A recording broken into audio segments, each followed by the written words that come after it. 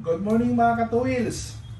Ayun, ituturo namin sa video ito kung paano mag-test ng starter relay or starter solenoid.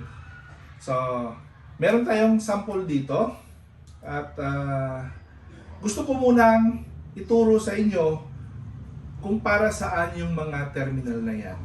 Okay? So, focus natin. Ito.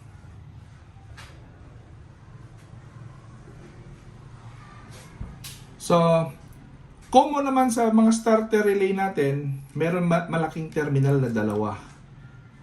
So, hahanapin nyo lang, merong marking siya ng M at saka B, no? Or somewhere dyan sa ibang modelo.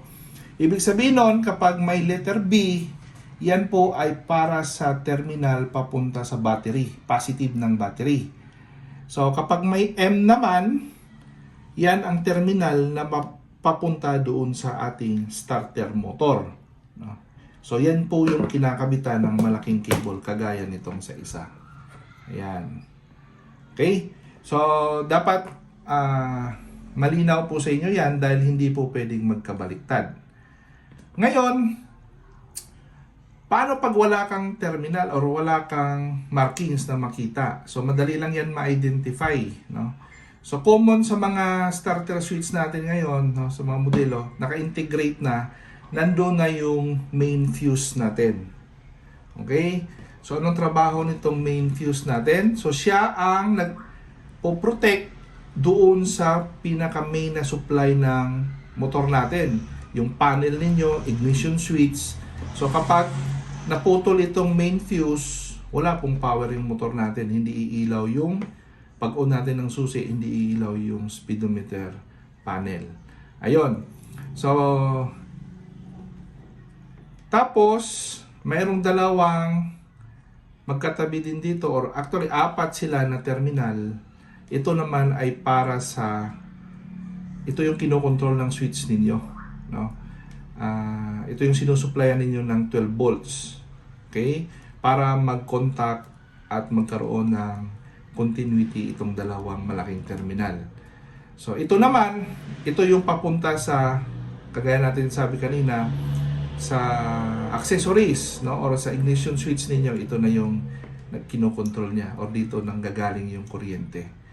So, paano natin malaman yung terminal ng battery, no? Dito sa dalawa, kung hindi niyo ma-identify?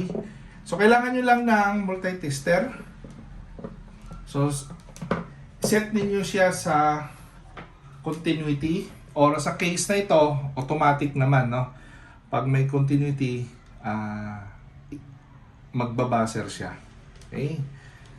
So, check nyo lang. Ang terminal ng battery ay ito yung terminal na may connection sa fuse, no? Sa isang paa ng fuse, kagaya nito. Ayan, kung maririnig ninyo. Meron siyang continuity. So, pagdating dito sa kabila, wala kasi dadaan na yan siya sa fuse. Okay? So, from here, meron siyang continuity. Pagdating dito, meron na. Ibig sabihin, buo ang fuse. And then, saan papunta? So, check mo kung saan ang terminal dito na may continuity din galing sa battery kapag nakakabit ang fuse. Itong dalawa.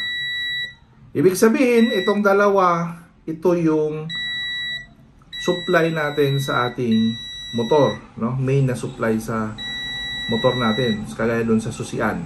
Okay? So, yung dalawa na natira, wala itong connection. Ibig sabihin, itong dalawa, ito yung kinokontrol ng ignition switch natin. Okay? So, yun lang po ang assignment, no? Or ang purpose ng bawat terminal na makikita ninyo sa common na starter relay kagaya nito, no? Or ito. Ayun. So, paano natin malalaman na sira yung relay? So, una, pag sa motor, Pag nag-click siya, ibig sabihin, may voltahe na nagsusupply dito, no? Pag may naririnig kayong click, pag pinindot nyo yung starter button. So, pag wala, posibleng sira din ng relay or walang voltahe dito. So, sa pag-check nito, kailangan mo lang ng 12 volts na supply. Itong dalawa, susuplayan natin ng 12 volts. Kagaya nito.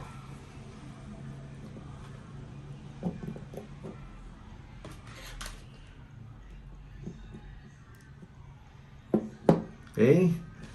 And then,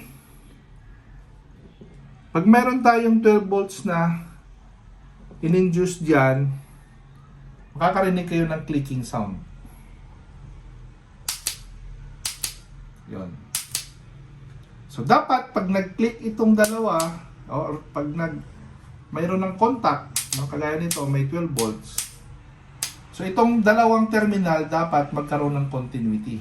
Kasi normally, open yan siya, kagaya nito. So, wala siyang reading, hindi tumutunog ang ating multitester. Okay? So, kapag good ito siya, makakarinig tayo ng buzzing sound or kagaya nito.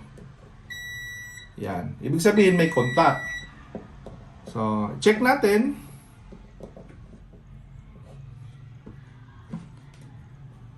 Bigyan natin siya ng 12 volts or is on natin ang ating relay.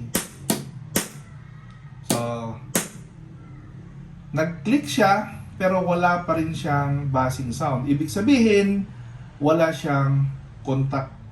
No? So, ang mangyayari nito, pag nag-start kayo ng motor ninyo, nag-click lang pero hindi magre-redondo. So, madali siyang ma-identify na relay ang problema. Ngayon, kung nasa motor naman, pwede din ninyong gamitan ng test lamp, no? Kung mayroon kayong test lamp, yung may ganit, yung parang screwdriver na may ilaw, no? So, since na positive naman ito, no, from battery, so, ilagay mo yung clip, yung wire nito, doon sa negative o sa ground, then i-check mo dito, iilaw siya kapag sa battery side. Tapos, ilipat mo sa kabila, at saka i-push yung button, kapag nag-click, dapat iilaw din ito. Pag hindi ito umilaw, yung inyong test lamp, halimbawa, ibig sabihin nun, sira ang, or walang contact ang inyong starter relay. So, ayun lang po. Sana makatulong or may natutunan kayo sa ating senior na paano mag-test ng starter relay.